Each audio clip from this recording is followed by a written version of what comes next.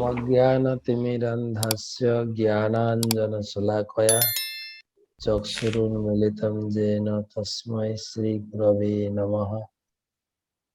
শ্রীচৈতন্যমনোভীষ্টং স্থাপিतं येन ভূতলে স্বয়ং রূপ কদা মह्यं দদাতি স্বপদান্তিকं। বন্দে অহং শ্রীগুরো শ্রীযুতপদকমलं শ্রীগুরুन् বৈষ্ণবাंश्च শ্রীরূপं সাগ্রজাतं সগণ রঘুনাথান্বিतं तं সজীবं সাদ্বৈতং সাবধূতम्।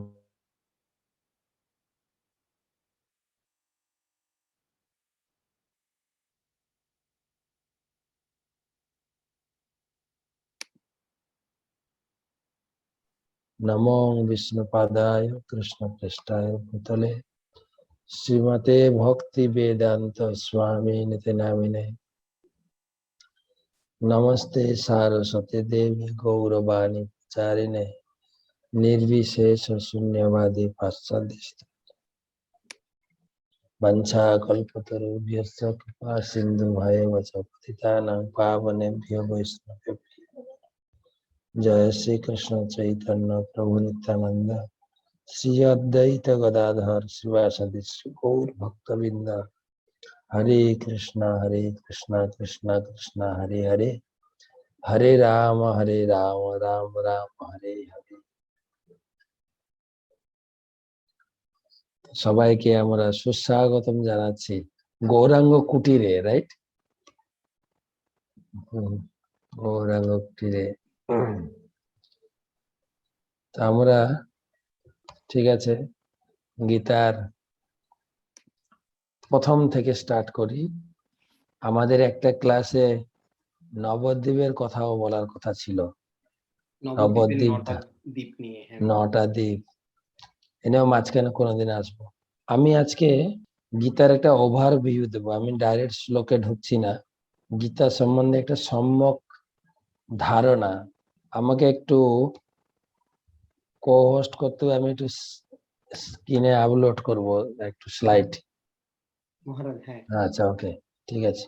তো এই শ্লোকটি আমাদের ভগবত গীতাতে রয়েছে, গীতা মাহাত্ম্যতে আছে এই শ্লোকটি। আপনার মুখবন্ধের শেষের দিকে অথবা বর্তমান গীতায় লাস্টে গীতা মাহাত্ম্য একটা পেজ রয়েছে। এখানে বহুপাদ যে কটি গীতা মাহাত্ম্য সংযোজন করেছেন সেগুলো বিবিটি একসঙ্গে করেছে।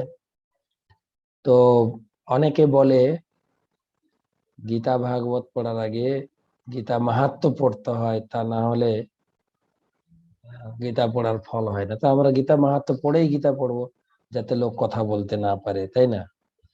তো সেই জন্য একটা শ্লোক এখানে দিয়েছি।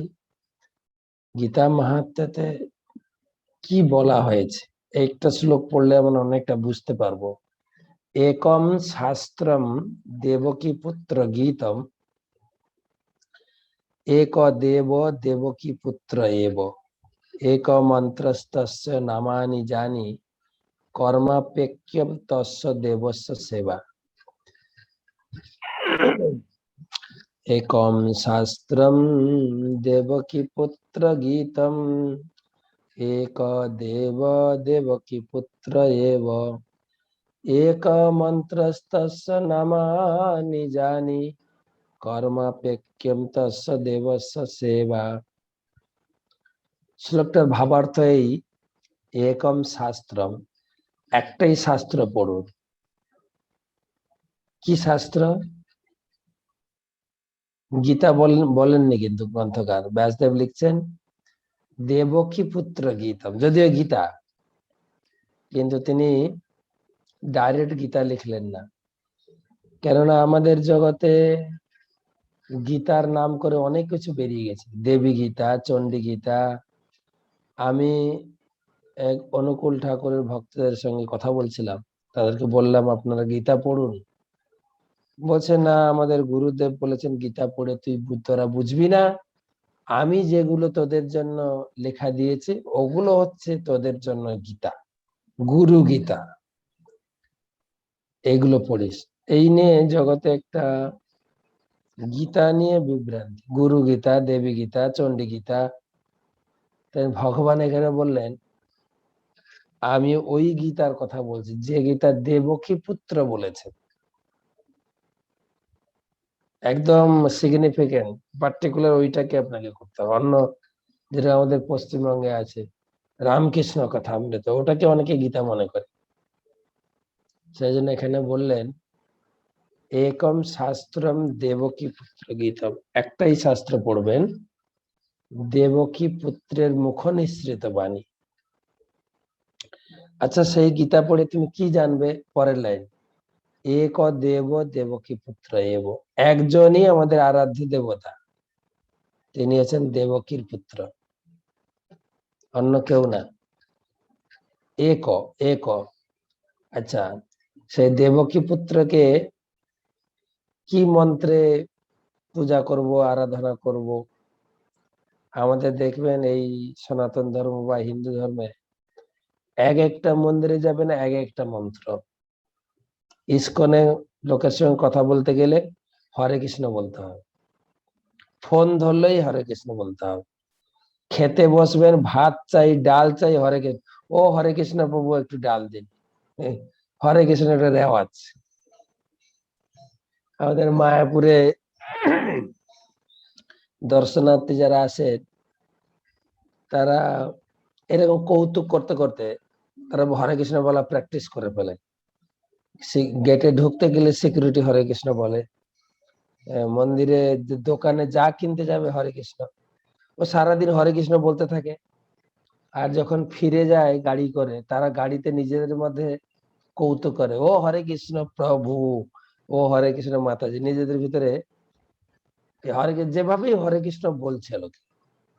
শাস্ত্রে বলছে হরি নামে, এক হরি নামে যত পাপ হরে, পাপীর সাধ্য নাই তত পাপ হরে। তো আমাদের মন্দিরে এলে বা আমাদের সঙ্গে যুক্ত হলে তাকে হরে কৃষ্ণ বলতে হবে।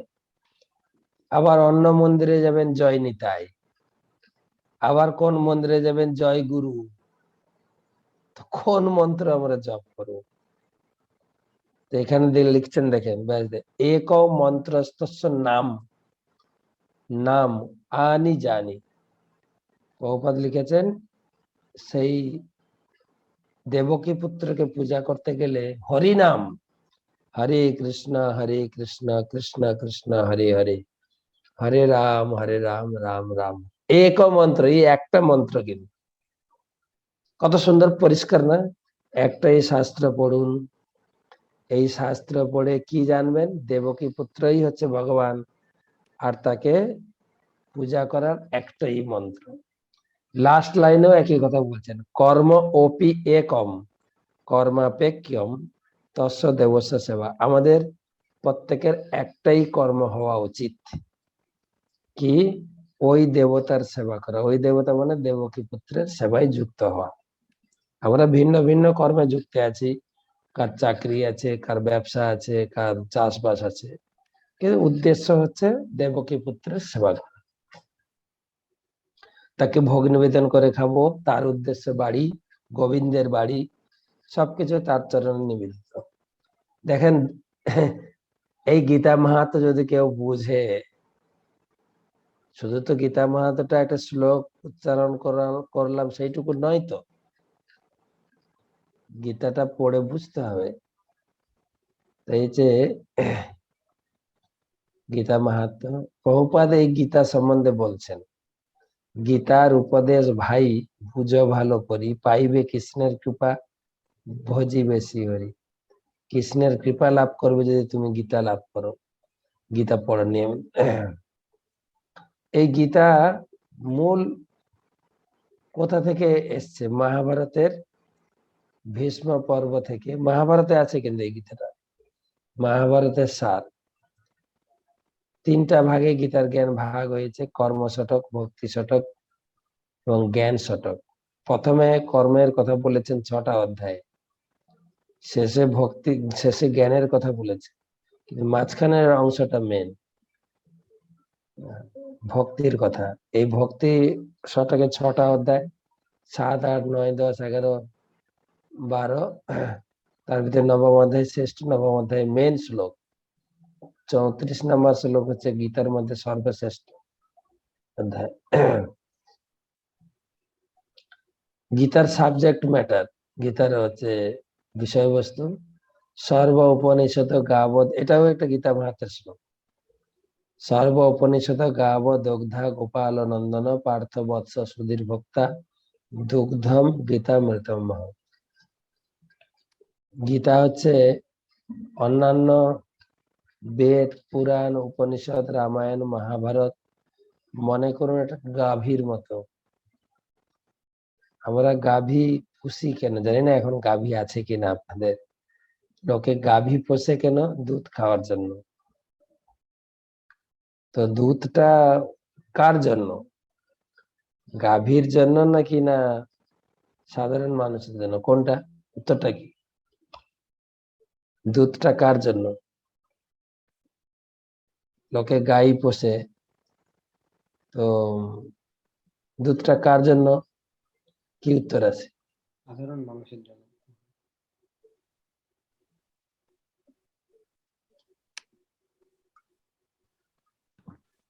ছোট্ট ওই গাভীর জন্য। দুধটা বাছুরের জন্য না সাধারণ মানুষের জন্য? উত্তর কি? বাছুরের জন্য। বাছুরের জন্য, হ্যাঁ। বাছুরের জন্য। তো লোকে গাভী পোষে কেন? বাছুরকে দুধ খাওয়ানোর জন্য। বাছুরকে উপলক্ষ করে আমরা সবাই পাবো। দুধটা কার জন্য? সঠিক উত্তরটা কি?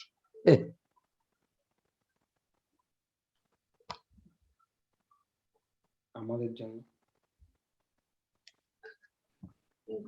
দুধটা আমাদের জন্য, বাছুরের জন্য তো আছেই, কিন্তু বস্তুত পক্ষে আমরা, আমাদের তো এখন গাভী নেই, তার মর্ম বুঝি না, কিন্তু আমরা ছোটবেলায় গাভী রচনা লিখেছি, ঠিক আছে? গাভী উপকারী প্রাণী। এখন হয়তো গাভী আমাদের ছোটদের গাভী বলতে গেলে ওদেরকে যদি জিজ্ঞাসা করে দুধ কোথা থেকে আসে, আমরা জানি দুধ আসে গাভী থেকে, ওরা বলবে দুধ আসে প্যাকেট থেকে, রাইট? বা বা দোকান থেকে, ও জানে ওরা দোকান, বা আমাদের দেশে দুধ সাপ্লায়ার প্যাকেট করে দুধ দিয়ে যায়। কিছু লোকের এরকম ধারণা আছে যে দুধটা বাছুরের জন্য। আমাদের মায়াপুরেও একবার বিদেশি ম্যানেজমেন্ট এলো, এই বেশ কিছুদিন আগে, 5-6 বছর আগে। তারা এসে একটা রুলস চালু করে, রেজুলেশন করে দিল যে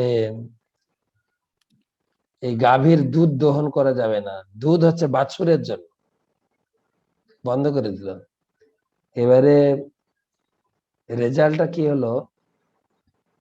বাছুর খেতে খেতে পাতলা পায়খানা শুরু করলো। আর কত দুধ খাবে? বাছুরের একটা লিমিট আছে, কিন্তু মেন দুধটা হচ্ছে সাধারণ মানুষের জন্য। আর দুধ জমতে জমতে গাভীর ব্যাটে ঘা হতে শুরু করলো। তখন আবার চেঞ্জ করা হলো রেজুলেশনটা। এটা বলার অর্থ হচ্ছে, আপনারা গাই দুইতে দেখেছেন কিনা বা দুয়েছেন কিনা জানি না, গাভী যারা রাখে, বাছুরকে তো দুধ খেতে দেয় না, বাছুরকে তো আলাদা বেঁধে রাখে, এবং দুধ দোয়ার সময় বাছুরকে ছাড়ে। বাছুর মুখ দিলে দুধটা আসবে, তা না হলে আপনি টানলেও দুধ আসবে না। কেন? বাছুর বৎসের প্রতি বাৎসল্য ভাবে বুকে দুধ আসবে, ঠিক আছে? দুধটা এনে বাছুরকে সরিয়ে দেওয়া হয়, দুধ টানতে থাকে, যে দুধ দহন করে। দুধ দহন করার পরে যখন একদম দুধ পড়ে না, তখন বাছুর ছেড়ে দেয়। বাছুর কিন্তু দুধ খায়, অর্থাৎ গাভী তার বাচ্চার জন্য দুধ একটা কোটা রেখে দেয়, ওটা ছাড়ে না। কিন্তু একদম সাইন্টিফিক কথা। কিন্তু আপনার জন্য যা কোটা ওই আপনার জন্য ছাড়বে, বাছুরের জন্য যা কোটা বাছুরের জন্য আছে। আমি এত বিস্তার করে বলছি এই কারণে, এখানে ভগবত সমস্ত শাস্ত্রকে গাভীর সঙ্গে তুলনা করা হয়েছে। সর্ব উপনিষদ গাব, দেখেন সমস্ত বেদ পুরাণ উপনিষদকে গাভীর সঙ্গে তুলনা করেছে। দগ্ধা গোপাল নন্দন, সেই গাভীকে দহন করছেন কে? কৃষ্ণ।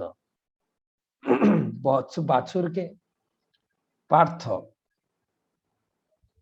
পার্থ বৎস। আচ্ছা, দুধটা কি? গীতার জ্ঞান, পরিষ্কার। তাহলে এখানেও একই একই সিদ্ধান্ত প্রযোজ্য। অর্জুনের জন্য গীতা নয়, অর্জুন উপলক্ষ। গীতার জ্ঞান কার জন্য? উত্তর কি? তাহলে গীতা বুঝতে পারবো, কিন্তু যদি এর উত্তর সঠিক হয়। আমরাই। গীতার জ্ঞান আমাদের জন্য, আর এটা কিন্তু সঠিক উত্তর না, কিন্তু সুধী, যাদের সুধী। উন্নত। না, তাও না। প্রত্যেক আমরা এখানে যারা শিক্ষার্থী আছি, যারা আমরা গীতা শুনছি বা শুনবো বলে একত্রিত হয়েছি, এর সঠিক উত্তর হচ্ছে গীতার জ্ঞান আমার জন্য। ভগবান আমাকে বলেছেন, এবং অর্জুন যত প্রশ্ন তুলেছেন ভগবানের সামনে, সেই সমস্ত প্রশ্নগুলো কিন্তু আমার, অর্জুনের না। অর্জুন একজন জাস্ট অ্যাক্টর, অভিনয় করেছেন। অর্জুনের গীতা পড়ার কি দরকার বলুন? অর্জুনের গীতা কোর্স করার কি দরকার? অর্জুনের ভক্তি শাস্ত্রী করার কি দরকার বলুন? অর্জুন তো ভগবানের ভক্ত, পার্ষদ। আরেকটা সম্বন্ধ ছিল কিন্তু ভগবানের সঙ্গে, ভগবানের সম্বন্ধী, নিজের সম্বন্ধী কিন্তু অর্জুন। ভগবান নিজের বোনকে অর্জুনকে বিয়ে দিয়েছিলেন নিজেই। ভগবানের ইচ্ছা ছিল। ওর তিন ভাই বোন ছিলেন তো, কৃষ্ণ, বলরাম আর সুভদ্রা। তো বলরাম বড়, কৃষ্ণ ছোট। সুভদ্রা বেশি মিশতো কৃষ্ণের সঙ্গে, বলরামকে একটু ভয় করতো। মেজাজি লোক, বলরাম একটু মেজাজি লোক। কৃষ্ণের সঙ্গে ফ্রিলি মিশতো একদম। আর কৃষ্ণ ও মিশতেন বোনের সঙ্গে খুব। বোনের কাছে গিয়ে অর্জুনের গুণগান করতে, আমার একটা বন্ধু আছে দারুণ, কিন্তু আমি তাকে লাইক করি, তুমিও লাইক করতে পারো, হ্যাবি। সে তোমার কথা খুব চিন্তা করে, কিন্তু আমার মনে হয় তোমাকে ও বিয়ে করবে, হতে পারে, তুমি দেখতে পারো। এমন মনে অর্জুনের কথা ফুসলে ফাসলে সুভদ্রাকে আচ্ছা করে কনভিন্স করেছে। এবারে অর্জুনের কাছে কে সুভদ্রার কথা কনভিন্স করেছে? সখা, আমার একটা বোন আছে, তুমি তো দেখেছো সুভদ্রা, ও তোমাকে লাভ করে। হ্যাঁ, এই নিয়ে অর্জুন, সুভদ্রা খুব সুন্দরী, খুব ভালো মেয়ে, আমার খুব প্রিয়, আমি চাই তোমাকে বিয়ে দেবো, এই বলে বলে অর্জুনকে বিয়ে দিয়েছে। তো অর্জুন ভগবানের শুদ্ধ ভক্ত নয়, শুদ্ধ পার্ষদ, নিত্য পার্ষদ। ভাগবতমে দেখা যায় ভগবান যেখানে অবতীর্ণ হতেন অর্জুন যেতেন, অর্জুনকে নিয়ে যেতেন। তো সুতরাং অর্জুন তো ভগবানের পার্ষদ, অর্জুন ভগবানের শুদ্ধ ভক্ত, অর্জুন ভগবানের জামাই বাবু, রাইট? জামাই বাবু। তো সুতরাং অর্জুনের জন্য ভগবত গীতা নয়। গীতা কার জন্য? আরেকবার উত্তর, গীতা কার জন্য? প্রত্যেক শিক্ষার্থী এটা অনুভব করতে, গীতা, গীতা হচ্ছে আমাদের জন্য, আমাদের জন্য। কথা ভুল, আমার জন্য। আমার আমার যখন গীতা পড়ছেন, প্রত্যেকটি নির্দেশ যদি মনে করেন এটা আমাকে বলছে, তাহলে গীতার জ্ঞান উপলব্ধি হবে। না হলে ও তো কুরুক্ষেত্রের মাঠে ভগবান অর্জুনকে দিয়েছিল, ওইটা নিয়ে এত চর্চা কিসের? এত এর উপরে গুরুত্ব দেওয়ার কি দরকার আছে? বা আমরা লেকচারও দেব ব্যাসাসনে বসে, আমরা আজকে গীতা আলোচনা করব যে গীতার জ্ঞান ভগবান অর্জুনকে দিয়েছিলেন। তখন কোন শ্রোতা যদি প্রশ্ন করে, প্রভু তাহলে আমাদের কি দরকার, দিয়েছিলেন তো অর্জুনকে, বলছে না, গীতার জ্ঞান আমার জন্য, গীতার বিষয়বস্তু। এরপরে আসছি আমরা গীতার বিষয়বস্তু। গীতার বিষয়বস্তু হচ্ছে 5টি। 5টি মূল গীতার বিষয়। গীতার ভিতরে কর্ম, যোগ, জ্ঞান অনেক কথা আলোচনা করেছেন। মূলত গীতার বিষয়বস্তু হচ্ছে 5টি। ঈশ্বর, ঈশ্বরকে আমরা আমরা সনাতন ধর্ম বা হিন্দু ধর্ম বলুন, আমাদের ধর্মীয় অনুষ্ঠান প্রচুর। ইসলাম ধর্মে এত ধর্মীয় অনুষ্ঠান নেই, রোজা করে বাস। খ্রিস্টান ধর্মে কিছুই নাই। খ্রিস্টান ধর্মে আপনার ওই বছরের শেষে 25 ডিসেম্বর থেকে 1 জানুয়ারি পর্যন্ত একটু এনজয় করে, তাছাড়া সারা বছর কিছুই নেই। কিন্তু আমাদের হিন্দু ধর্মে 12 মাসে 13 পার্বণ, মাসের থেকে পর্ব বেশি। এই কার্তিক মাসে দেখবেন যেন 30 দিনই উৎসব। অজ্ঞপাষ্টমী, অন্নকূট, তারপরে ভাতৃদ্বিতীয়া, গোবর্ধন পূজা প্রচুর প্রতি মাসে। কিন্তু আমরা প্রচুর উৎসব অনুষ্ঠান করলেও আমাদের ভিতরে নাস্তিক বেশি। হ্যাঁ, কি হিজিবিজি পূজা করি আমরা। ধার্মিক ভাব তো আমাদের ভিতরে আছে, কিন্তু সঠিক ধারণা আমাদের নেই। কেন না?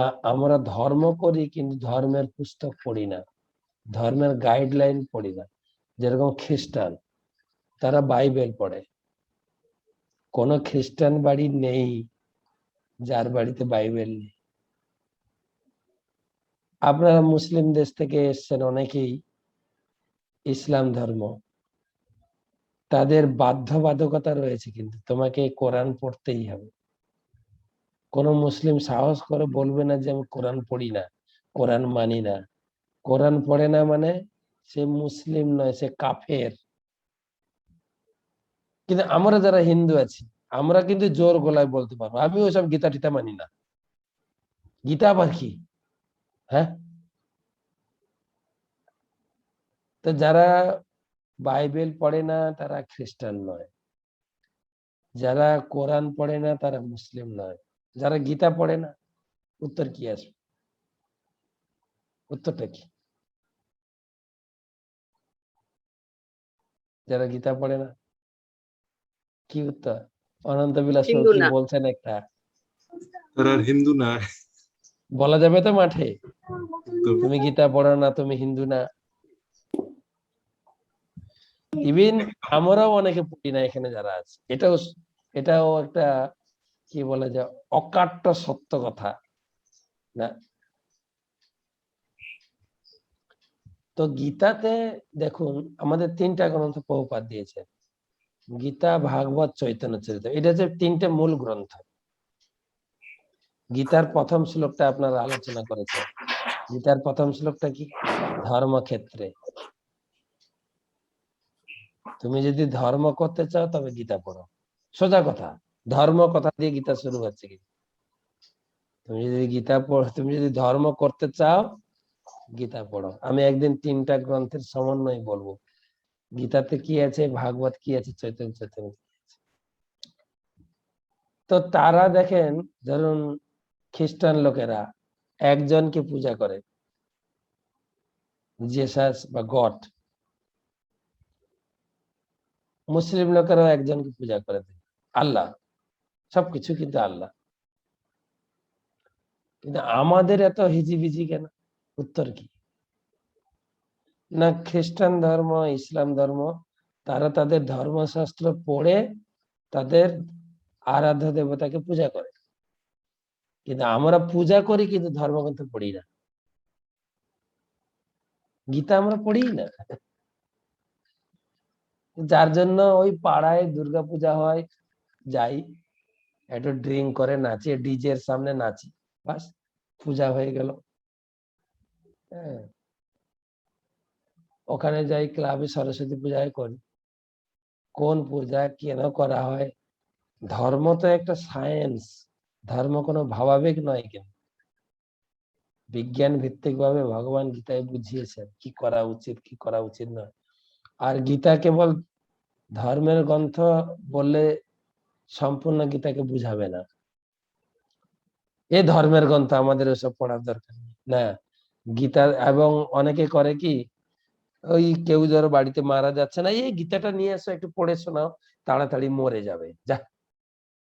তো গীতাটা মৃত্যুর জন্য না, গীতাটা বাঁচার জন্য। গীতাতে রয়েছে ধর্মীয় শিক্ষা, পারমার্থিক শিক্ষা। আমরা যে শিক্ষা লাভ করছি না, স্কুল কলেজে করেছি বা আমাদের শিশুদেরকে করাচ্ছি, এই শিক্ষাকে বলে অর্থ শিক্ষা। অর্থ, পড়াশোনা করেছেন, বিদেশে গেছেন, ওই জন্য যা দিয়ে আপনার পড়াশোনা, বিদ্যা বুদ্ধি দিয়ে ইনকাম করছে, এটাকে বলে অর্থবিদ্যা। কিন্তু গীতা বা ভাগবতমের জ্ঞান হচ্ছে পরমার্থ বিদ্যা, পরম অর্থ, এই জীবনের জন্য, পরের জীবনের জন্য, এটাকে বলে পরমার্থ। যেরকম বলে না, ভাতকে বলে অন্ন, বৈষ্ণব ভাষায় অন্ন, আবার পায়েস এসে যাবে তো পরম অন্ন। অন্ন, অন্নের সঙ্গে আর কিছু স্বাদিষ্ট বস্তু মিশে পরম অন্ন। ঠিক সেরকম অর্থ, পরম অর্থ, পরমার্থ বিদ্যা। তো গীতাতে রয়েছে পরমার্থ বিদ্যা, গীতাতে রয়েছে শরীর চর্চার কথা, আপনি শরীরকে কিভাবে সুস্থ রাখবেন তার গাইডলাইন। কেন গীতা হচ্ছে manual guide book of human being. আপনি একটা ইলেকট্রনিক মোবাইল কিনবেন বা কোনো ইলেকট্রনিক যন্ত্র কিনবেন, তার সঙ্গে একটা গাইডলাইন, একটা চিরকুট কাগজ দেওয়া থাকে। আপনি যদি প্রথম মোবাইল ব্যবহার যেদিন করেছেন মনে পড়ে, কাগজ পড়ে পড়ে দেখেছি, আরে কোথায় চার্জটা দেবো, কতক্ষণ চার্জ দেব, কোন বটমে অন করব, অফ করব। আপনি যদি হেডফোন ঢোকানোর জায়গায় চার্জিং ঢুকিয়ে দেন, শেষ। এখন মোবাইল ইউজ করতে করতে জেনে নিয়েছি। ঠিক সেরকম ভগবান এই শরীর রূপী যন্ত্রটি তৈরি করেছে, একে কতক্ষণ কাজে লাগাবো, কত কত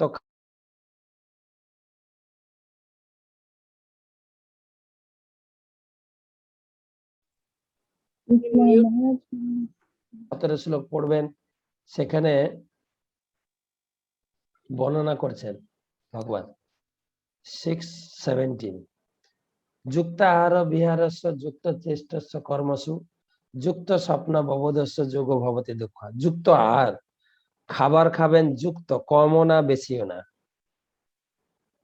আমরা খাওয়াতে একটা ভুল করি, ওভার ইটিং, লেস ইটিং।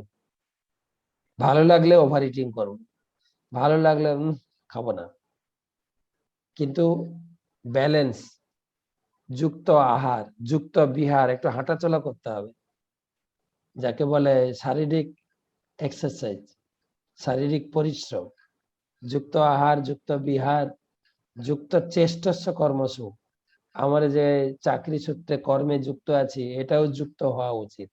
6 ঘন্টা কি 8 ঘন্টা কোম্পানির যতটুকু কাজ আছে, না আমি 6-8 ঘন্টা করার পরে ওটি করব, ওভার টাইম করবো, শরীর কিন্তু লংজিভিটি হবে না। ভগবান বলছেন যুক্ত কর্ম, যুক্ত স্বপ্ন প্রবাদস্য, ঠিক টাইম মতো ঘুমানো, ঠিক টাইম মতো ওঠা, ঘুমটাও টাইম মতো হওয়া চাই। এবং কখন ঘুমাবো, কখন ঘুম থেকে উঠবো, কখন খাবো, কতটুকু খাবো, কি খাবো, পুরো গাইডলাইন। এবং নৈতিক শিক্ষা, আমি ঘুম থেকে, নৈতিক শিক্ষা মানে আমি প্রথমে ঘুম থেকে উঠে কি করব। দেব দ্বিজ গুরু প্রাজ্ঞ 17 অধ্যায়ে ভগবান বলছেন, সকালে ঘুম থেকে উঠে প্রথম তোমার ইষ্টদেবকে প্রণাম করো, ভগবানকে প্রণাম। তারপরে গুরু, তোমার দীক্ষা গুরু এবং বাড়ির গুরুজনদের প্রণাম করো। বলুন এগুলো ধর্মের শিক্ষা না পারিবারিক শিক্ষা? বলুন। ঘুম থেকে উঠে গুরুজনদেরকে প্রণাম করা, যা এখন আমাদের কালচারে উঠে গেছে। গুরুজনকে প্রণাম করা কি, কমপ্লিট প্রণাম করার প্যাকেজটা ডিলিট হয়ে গেছে আমাদের সনাতন ধর্ম থেকে। মুসলিমরা প্রণাম করে, খ্রিস্টানরা প্রণাম করে, হিন্দুরা এইরকম করে, দেখবে। ব্যাস, এই একটা কি বলা যায় টোটকা না কি চালু করেছে। মন্দিরের সামনে যাবে, ঠাকুরের সামনে দাঁড়িয়ে ব্যাস এটা আঙ্গুলকে কপালে ঠেকাবে, নাকে ঠেকাবে, ব্যাস কাজ শেষ। এটা কোথায় লেখা আছে প্রণাম? অথবা আবার কিছু লোক করে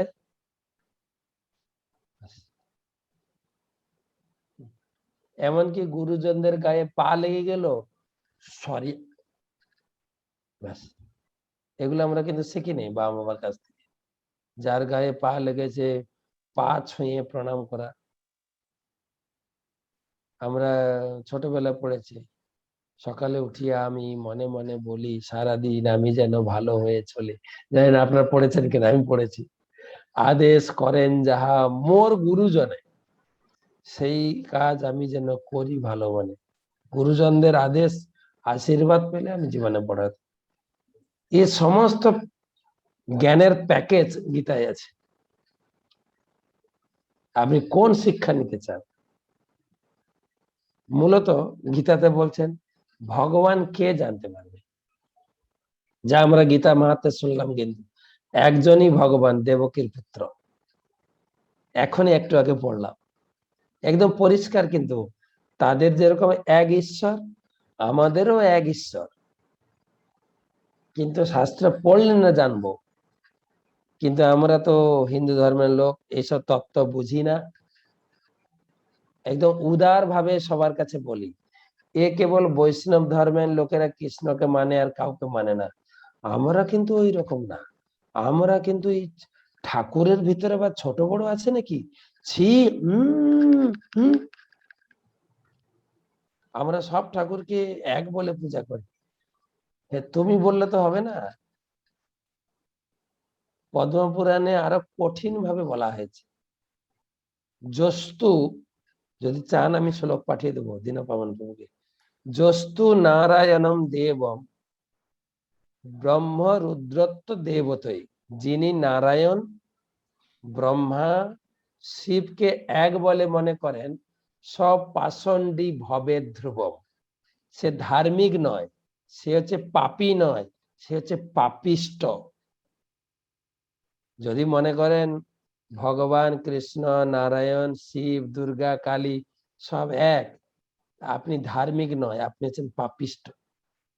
বাড়িতে আমরা থাকি, বাবা মা, আমরা স্বামী স্ত্রী ছেলে মেয়ে, আমরা সবাই একই সদস্য, একটা বাড়ির সদস্য। আমাদের উদ্দেশ্য এক, এক মন নিয়ে আমরা চলি, কিন্তু সবাই আমরা এক নই। ছেলে মেয়ে থেকে আমি বড়, আমার থেকে আমার বাবা বড়। যদি বলে না দাদু নাতি বাবা সব এক, হ্যাঁ, তাহলে কি করা হবে? আমাদের একজন মহারাজ বলছেন এই সম্বন্ধে, বলছেন একটা বাড়িতে মেয়ের বিয়ে হচ্ছিল। বিয়ে দিতে গিয়ে, ছোট মেয়ের বিয়ে, মা তাকে ভালো করে শিখিয়েছে, তুই শ্বশুর বাড়ি যাচ্ছিস, কাউকে ছোট বড় দেখিস না, সবাইকে সমান দেখিস, সংসারটা গুছিয়ে রাখবি, ভাঙবি না। মেয়ে একদম ফুল মায়ের সেমিনার ট্রেনিং পেয়ে বিয়ে করে শ্বশুর বাড়ি গেছে। বা আপনার এখানে অনেক মায়েরা আছেন, মেয়েদের বিয়েতে সেখানে এরকম, বা আপনি শিখেও এসছেন মায়ের কাছে। মেয়ে শ্বশুর বাড়ি গিয়ে মায়ের শিক্ষা পুরো অ্যাপ্লাই করেছে। স্বামীর সঙ্গে যেরকম বন্ধুত্বের মতো মেশে, ভাসুরকেও জড়িয়ে ধরে গিয়ে, দাদা তুমি কেমন আছো, শ্বশুরেরও কাপড় ধরে টানে, এসে বসো না, তোমার সঙ্গে একটু গল্প করি। আপনি জানেন আমাদের এখনো হিন্দু কালচার হচ্ছে, ছোট ভাই বউ বড় ভাই মানে ভাসুরের সামনে গেল এত বড় ঘোমটা টেনে যায়। আমাদের গ্রামে এখনো আছে। ইদানিং হয়তো আপনারা আমেরিকায় থাকেন, এখানে ওখানে থাকেন, হয়তো ভাসুরকে দাদা বলে ডাকেন, ঠিক আছে না, ও দিবাকর দা, এনিহাও। কিন্তু সাধারণত ভাসুরও কোনোদিন ছোট ভাইয়ের বউয়ের মুখ দেখেনি, আর ছোট বউ ভাসুরের সামনে এতটা স্পর্ধা করেনি মুখ উঁচু করে কথা বলা। এবারে সেই বউটা প্রথম গেছে বাড়িতে, ভাসুরকে জড়িয়ে ধরে, শ্বশুরকে, ও দেখছে সবাই রেগে যাচ্ছে, শ্বশুর বাড়ির লোক, এই কোন মেয়েকে আমরা বাড়িতে নিয়ে এলাম, বেশ্যা মেয়ে না তো, হ্যাঁ, কিরকম আচরণ তার। ও বাড়িতে কি শিক্ষা পেয়েছে? মেয়ের বাপের বাড়িতে এক ঝুড়ি কমপ্লেন গেছে, কমপ্লেনের ডিব্বা, হ্যাঁ, কমপ্লেন। তো মেয়ের মা চিন্তা করছে, চারটা মেয়ে দিলাম, কারো বিষয়ে তো কোনো কমপ্লেন আসেনি, এটা কি দোষ হলো, কি হয়েছে? আচ্ছা মেয়েকে বাড়িতে পাঠান। তো মেয়ে এসছে, মেয়েকে জিজ্ঞেস করছেন মা, তুই, তোকে কি শেখালাম, তুই ওখানে গিয়ে কি করছিস? বলছে মা, কেন, তুমি যা শিখিয়েছো আমি তাই করছি। তারা যে কেন রেগে যাচ্ছে আমি বুঝতেই পারছি না। বলছে কি করছিস তুই? বলছে মা, তুমি আমাকে শিখিয়েছো সবাই আমার কাছে সমান, আমার কাছে আমার স্বামী যেরকম, ভাসুর সেরকম, শ্বশুর সেরকম, সবাই সমান।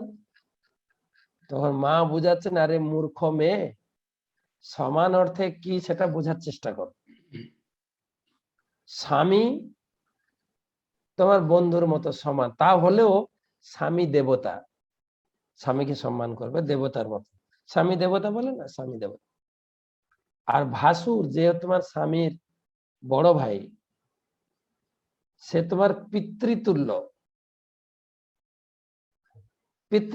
পিতার মতো সম্মান করবে, সেটা হচ্ছে সমান ব্যবহার। আর যে তোমার স্বামীর পিতা, তিনি পিতৃতুল্য না, কিন্তু তিনি বর্তমান পিতা, তোমার একদম পিতার মতোই সম্মান করবে। পিতা তোমার বর্তমান পিতা হচ্ছে তোমার শ্বশুর মশাই। এই রকম যদি যার যেরকম সম্মান, তাকে যদি সেই রকম সম্মানে ডাকা হয়, সম্মান করা হয়, সেটা হচ্ছে সমান ব্যবহার। আমরা এই শিক্ষা গুরুর কাছ থেকে শিখেছি। কৃষ্ণ ভগবান, তাকে পূজা করব, আরাধনা করব, ধ্যান করব, তার মন্ত্র জপ করব, কিন্তু তার অংশ দেব দেবীদের আমরা সম্মান করব, তাদের কাছে প্রার্থনা করব আমি যেন কৃষ্ণ ভক্তি লাভ করি। এই হচ্ছে সিস্টেম। কিন্তু আপনি যদি দুর্গাকে বলেন আপনি ভগবান, আমার মনে হয় না দুর্গা সন্তুষ্ট হবে। আপনি ব্যাংকে যাবেন আপনার কাজের জন্য, পিয়নকে বলবেন যে পিয়ন আছে না, এই ম্যানেজার, আমার ড্রাফটটা সই করে দাও না, এতক্ষণ আটকে রেখেছো কেন? আমার মনে হয় না পিয়ন সন্তুষ্ট হবে আমাকে ম্যানেজার বলে ডাকছে। ও কি মনে করবে যে আমাকে ইনসাল্ট করা হচ্ছে, রাইট? তো সেই জন্য কে ভগবান, কার পূজা করা উচিত, জানতে গেলে গীতা হচ্ছে মেন গাইডলাইন। সেজন্য ঈশ্বর সম্পর্কে জানবো। দ্বিতীয় জিনিস জানবো আমরা জীব সত্তা, আমার পরিচয় কি, ভগবানের সঙ্গে আমার কি সম্পর্ক। তৃতীয় বিষয় জানবো প্রকৃতি, এই দুনিয়াটা কেমন। আমরা তো ছোটবেলায় পড়ে এসেছি, সুজলা সুফলা শস্য শ্যামলা, হ্যাঁ, বা আপনাদের বাংলাদেশে আমার এই সোনার বাংলা, মোটেই সোনার না, মোটেই সোনার না। এই জগৎটা কোনো সোনার মধ্যে পড়ে না। এই জগৎকে অষ্টম অধ্যায়ে বলেছেন, অষ্টম অধ্যায়ে, গীতার অষ্টম অধ্যায়ে আমরা পড়বো, এই জগতের নাম দিয়েছেন ভগবান দুঃখালয়ম।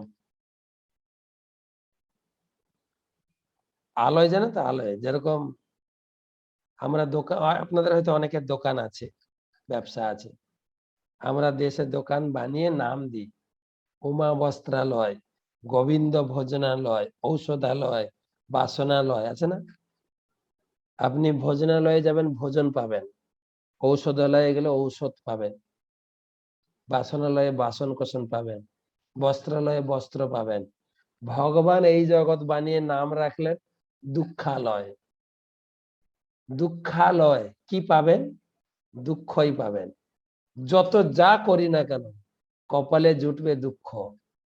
যা করি, ছোটবেলা জন্ম থেকে আপ টু এই বছর, মানে এই পর্যন্ত প্রত্যেকের বয়সে হিসাব করে দেখেন, কেবল দুঃখ ছাড়া এক টুকরো সুখ নেই। সুখটা কি না, দুঃখ একটু কমলেই সুখ। ধরুন আমার ফোড়া হয়েছে, কি যন্ত্রণা, আর সহ্য করা যাচ্ছে না, আমি ডাক্তার নিয়ে এসে অপারেশন করলাম, ফোড়াটা ভালো হয়ে গেল, এখন কেমন, ভালো আছি, বাস, এই ফোড়া থেকে মুক্ত, ভালো আছি।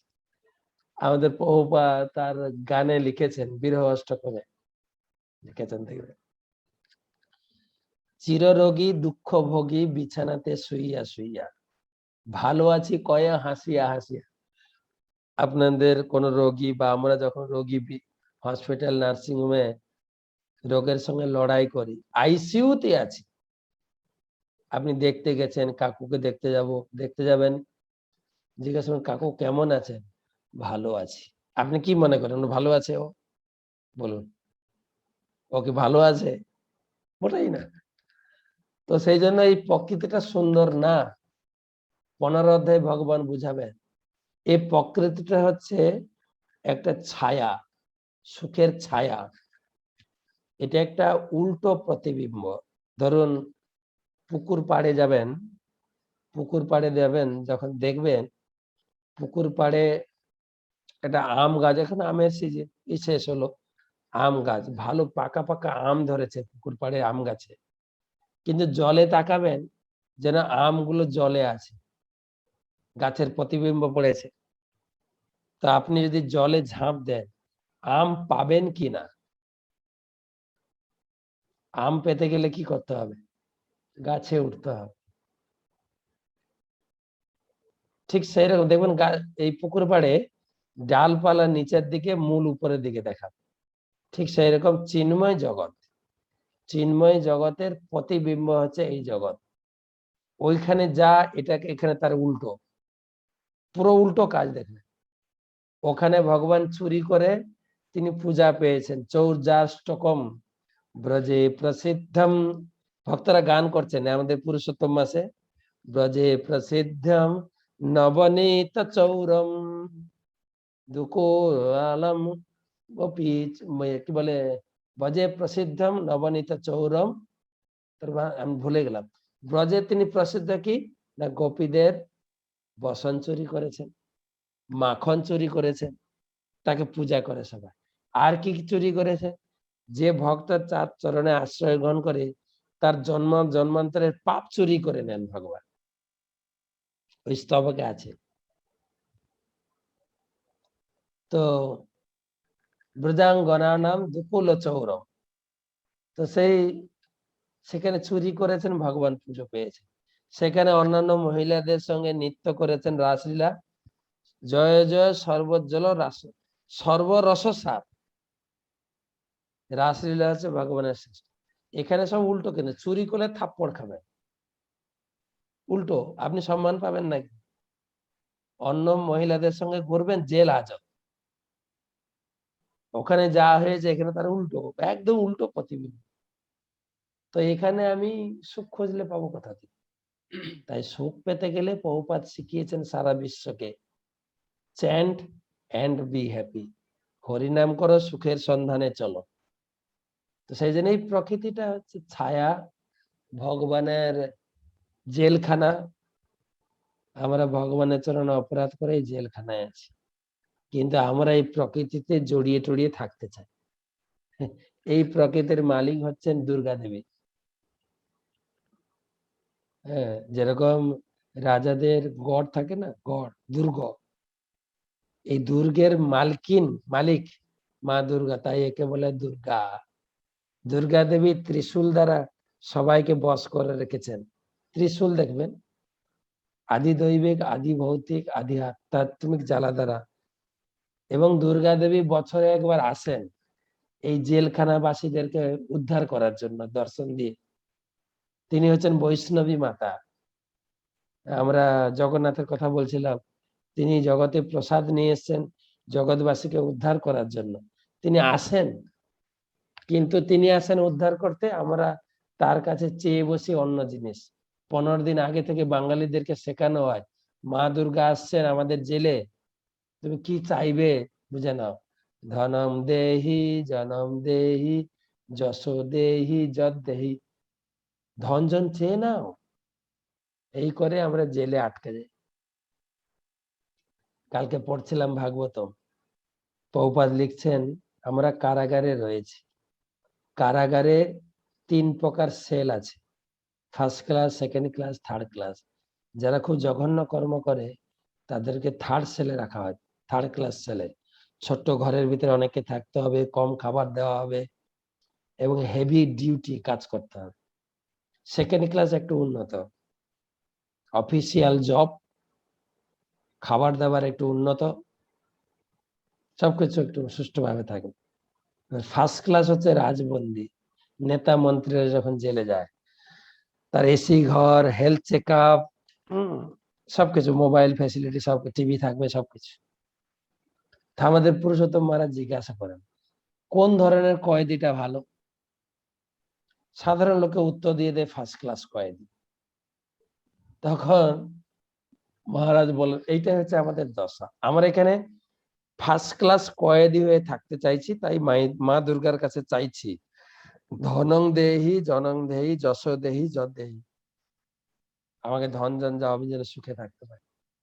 এই হচ্ছে আমাদের অবস্থা, ফার্স্ট ক্লাস কয়েদি হয়ে থাকার চেষ্টা। কিন্তু এই প্রকৃতি থেকে বেরোতে হবে। কয়েদি তো কয়েদি, ফার্স্ট ক্লাস হোক, সেকেন্ড ক্লাস হোক, থার্ড ক্লাস, জন্ম মৃত্যুর চক্রে ঘুরতে হবে। তাই প্রকৃতি সম্বন্ধে বিস্তার আলোচনা করা হয়েছে। তারপর হচ্ছে কাল বা টাইম, কিভাবে টাইম গুলো আমাদের জীবন থেকে চলে যাচ্ছে। আমি শিশু ছিলাম, যুবক হয়েছি, এখন বৃদ্ধের পথে, তারপর মৃত্যু হবে। আমাদের বৈজ্ঞানিক টেকনোলজি অনেক উন্নত হয়েছে, কিন্তু এইগুলোকে রোধ করা গেছে কি ধরে বলতে পারেন। আগেকার দিনে এত কসমেটিক্স ছিল না, face wash, hair wash, lotion, hair lotion, face lotion, body lotion, hand lotion, leg lotion, ear lotion, nose lotion, সব লোশন। কিন্তু আমি কিন্তু এখন আর মরবই না, মোটেই না। আগেকার দিনে এসব ছিল না, লোকে মরেছিল। আমি সবসময় একদম লোশন ব্যবহার করে তর তাজা থাকবো একদম। কখনো কখনো দেখা যায় আমি প্রচার করতে গিয়ে কোনো ভক্তের বাড়িতে উঠি, দেখি তাদের বাথরুমটা যেন একটা লোশনের দোকান। এটা হেয়ার লোশন, হেয়ার লোশনে আবার কত ডিজাইন, ড্যামেজ চুল, পড়ে যাওয়া চুল, সাদা চুল, কালো তার আবার এটা বাবার, এটা মার, এটা বোনের, এটা আমার, কত ধরনের লোশন সাজানো আছে দেখি। হ্যাঁ, চুল সাজানো, মুখ সাজানো, ঠোঁট সাজানো, নখ সাজানো, একদম তরতাজা আমি থাকবো, আমি মরবো না। কিন্তু না, বরং আগেকার দিনে আমরা আগে মরছি। আগেকার দিনের লোক এসব আধুনিক কত কিছু জানতো না, ব্যবহার করতো না।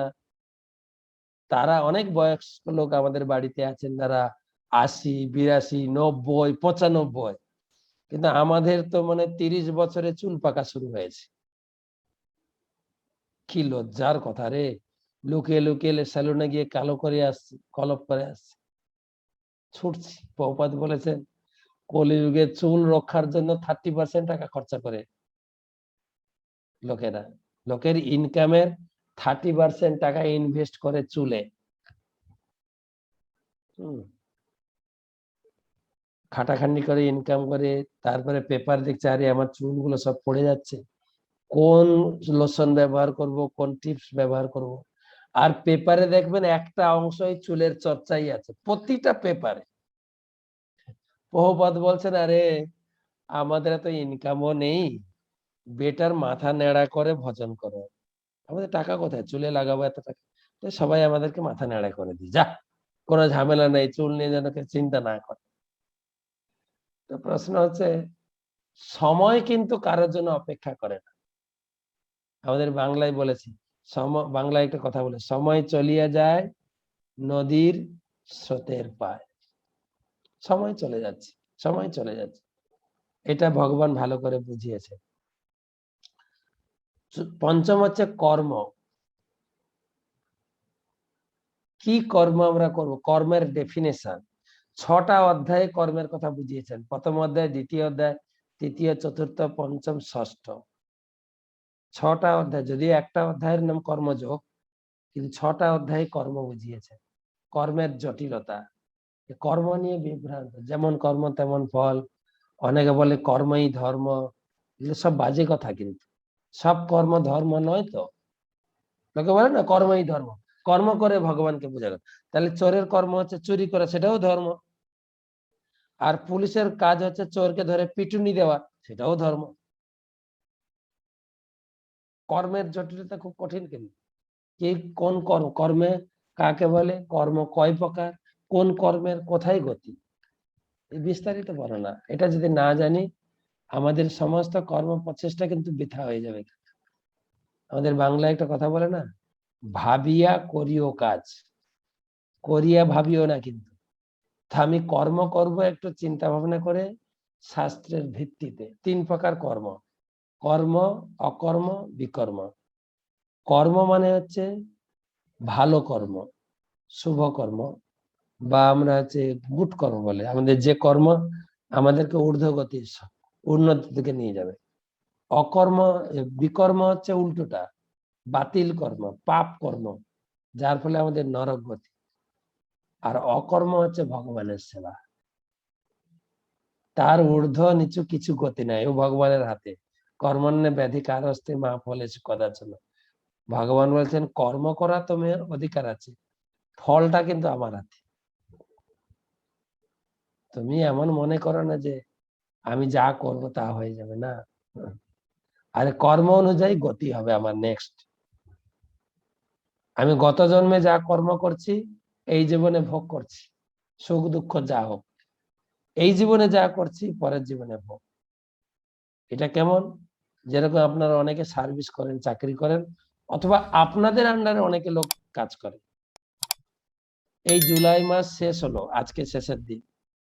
এই জুলাই মাসে যা কাজ করেছেন, জুলাই মাসে বেতন পাইনি, কিন্তু আমরা জুলাইয়ের বেতন পাবো জুনের, বা পেয়েছি। জুনের বেতন জুলাইতে পেয়েছি, জুলাইয়ের বেতন আগস্টে পাবো। এটাও সেম, এই জীবনে যা কর্ম করছে পরের জীবনে, এবং গত জন্মে যা করেছে এই জীবনে ভোগ করছে। এ সুন্দর বিস্তারিত। এই 5টা হচ্ছে গীতার মূল বিষয়বস্তু। আমি এই পর্যন্ত রাখবো আজকে। পরবর্তী আলোচনা আরেকটা আলোচনা লাগবে, গীতার একটু স্বাভাবিক, গীতার একটা সাধারণ ধারণা, তারপরে গীতার ভিতরে ঢুকবো আমরা। ঠিক আছে? আমার আরেকটা ক্লাস আছে ইয়েতে, দুবাইতে। এই সাধারণ মহারাজ, আমরা অপেক্ষা করছি নেক্সট ক্লাসটার জন্য মহারাজ। খুব খুব কাজ আছে মহারাজ। একটু প্রশ্ন কি নিতে পারবেন? একটা প্রশ্ন আছে আমার নিজেরই, যদি কারো থাকে হাত তুলতে পারেন। আমি আগে হাত তুলি। বলুন। মহারাজ এখন নেওয়া যাবে নাকি পরে? আমরা পরের দিন নেব, যদি আপনার ক্লাস শুরু হয়ে যায় পরের দিন। পরের দিন নিতে পারি। আচ্ছা আচ্ছা মহারাজ। মূল কথা হচ্ছে আমি জানি না, আপনাদের গীতা পড়া আজকে শুরু করলাম না, আজকে জাস্ট একটু গীতার অন্য জিনিস আলোচনা করলাম। এটা এটা কিন্তু গীতার মূল আলোচনা, যে গীতাতে প্রবেশ করতে গেলে কি মনোভাব থাকা দরকার, কি যোগ্যতা থাকা দরকার, এবং গীতাটা যে কি জিনিস, কত মূল্যবান। প্রভুপাদ অস্ট্রেলিয়া, ব্রিটিশে গিয়েছিলেন, লন্ডনে প্রচারে। লন্ডন হিথ্রো এয়ারপোর্টে নেমেছেন, সাংবাদিক এসে ধরেছে, আপনি কেন এসেছেন গরিব ভারতবর্ষ থেকে? Why you come here from poor country India? তারা মনে করছে যে আমাদের দেশ থেকে কিছু ভিক্ষা করার জন্য এসেছে। প্রভুপাদ বলছেন, ইউ ব্রিটিশ পিপুল, তোমরা ব্রিটিশ লোকেরা ভারতে 200 বছর শাসন করেছে, রাষ্ট্রের শোষণ করেছো, চুরি করেছো, তারপরে এসছো। তোমরা চোর, তোমাদের কাছ থেকে কি নিতে আসবো বলো? কিন্তু তোমরা এত মূর্খ যে ভারতের অরিজিনাল সম্পদ চুরি করতে পারোনি, যেটা হচ্ছে ভগবত গীতার কালচার, ভগবত গীতার জ্ঞান। আমি তোমাদের কাছে ফ্রি দেওয়ার জন্য এসেছি। কিন্তু আমরা ভারতবাসী অনেকেই আছে এখানে। ভারতবাসী মানে বাংলাদেশ ও ভারতবর্ষের একটা অংশ, অভিন্ন ভারত। আমাদের এই গীতাকে নিয়ে আমরা কতটুকু চিন্তা করি? প্রভুপাদ বলছেন, এত মূল্যবান বস্তু তোমরা জানো না, আমি তোমাদেরকে ফ্রি দিতে এসেছি। আমরা সেই গীতাকে কতটা মূল্য প্রদান করি?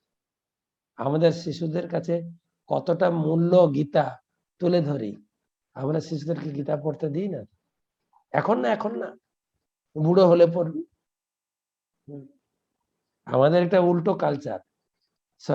আপনারা অনেকেই মুসলিম দেশের লোক, আপনি জানেন তাদের ছোট থেকেই তাদের নির্দেশ, কোরআন তোকে পড়তেই হবে, মসজিদে তোকে যেতেই হবে। আপনাদের বাংলাদেশে আমি দেখেছি দেওয়ালে লেখা আছে, আপনার সন্তানকে কোরআন পড়তে শেখান, আপনার সন্তানকে মসজিদে পাঠান।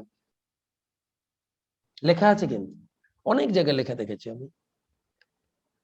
কিন্তু আমাদের হিন্দু ধর্মের কালচার আলাদা। আমাদের ছোটরা যদি করে, বড়রা কি বলবে, এখন না রে, একদম উল্টো উল্টো কথা কিন্তু দেখবে, বয়স হলে করিস। আমরা ছোট থেকে শিখি নাই মা বাবার কাছ থেকে, আমরা ছোটদেরকে করাই না। তো ছোটদেরকে দোষ দেবো কি করে যে ওরা ধর্ম করছে না? কিন্তু আমাদেরই দোষ। আমাদের কালচারে এই ব্রিটিশ আসার পরে, ব্রিটিশ বা মুসলিম শাসন, ভারতকে মুসলিম 700 বছর শাসন করেছে, আমরা ইতিহাস দেখছি। 200 বছর ব্রিটিশ শাসন করে ভারতটাকে ভাগ করে দিয়ে গেলেন, পাকিস্তান, বাংলাদেশ, ভারত। তো মুসলিম শাসন আসার সময় আমাদের সিলেবাস থেকে ধর্মচর্চা চলে দিয়েছে, একদম বাতিল করে দিয়েছে।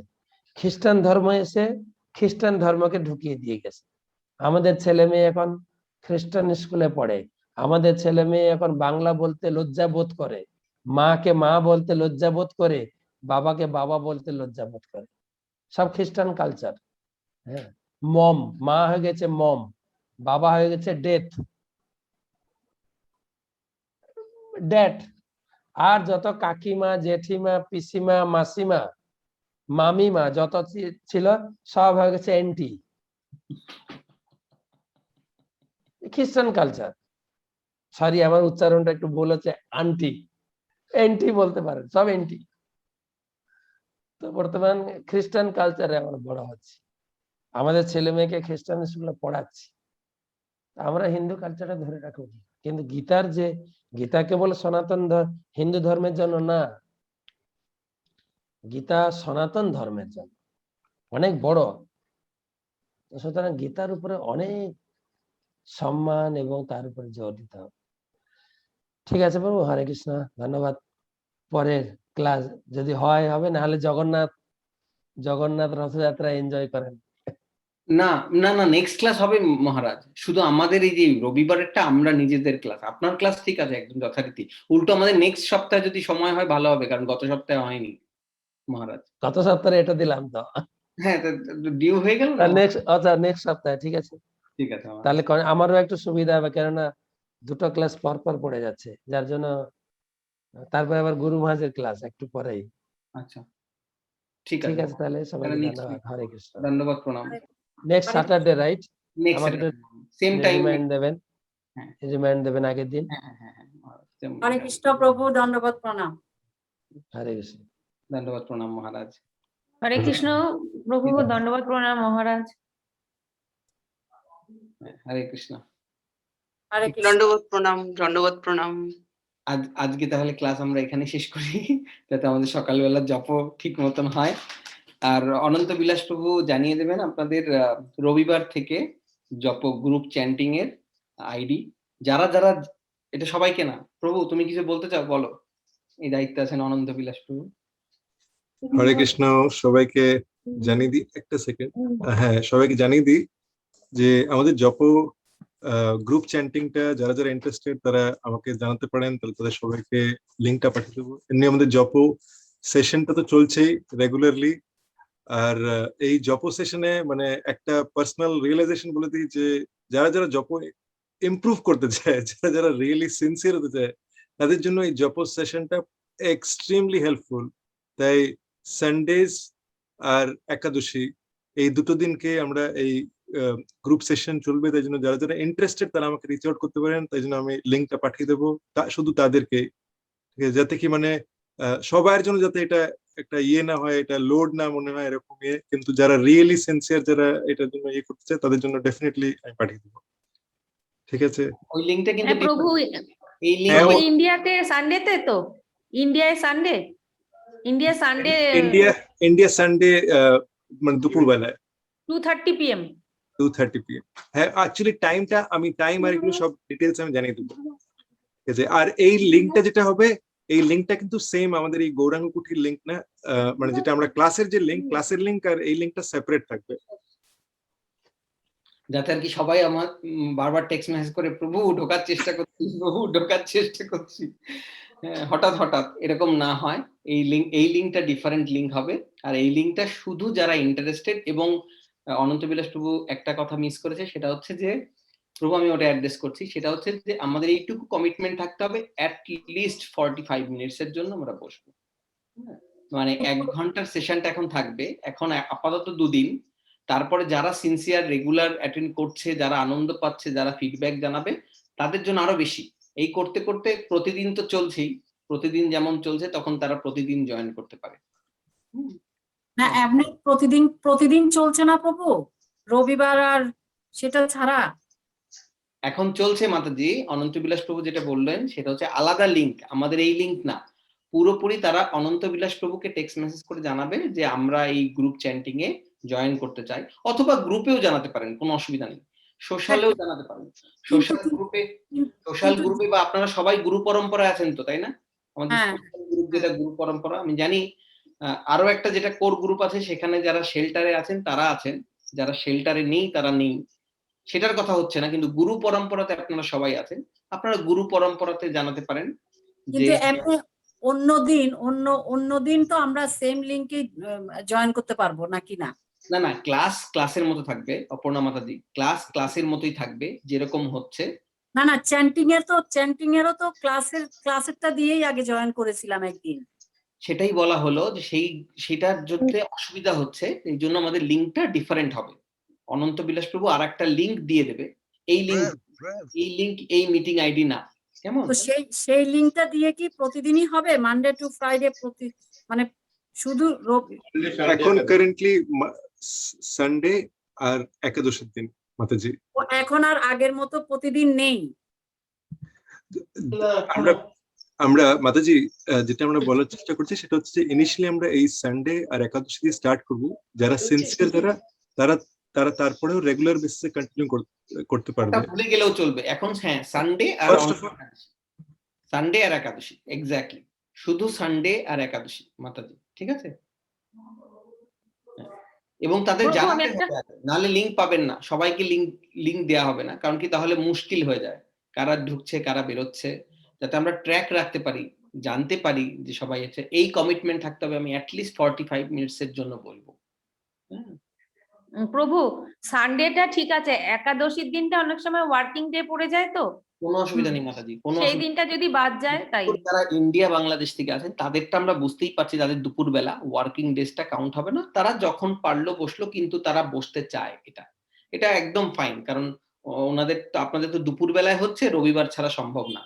কোনো একাদশী সানডে দুপুরে অসুবিধা নেই, কিন্তু একাদশীটা যদি ওয়ার্কিং ডে হয়ে যায় তখন অনেক সময় কাজে বেরোতে হয়, তো সেই দিনটা মানে অ্যাবসেন্ট হয়ে যাবে আর কি। তাহলে কোনো অসুবিধা নেই, তাতে কোনো অসুবিধা নেই মাতাজি। এটার উদ্দেশ্যটা এই, যাতে সবাই সিনসিয়ারিটি বাড়ে।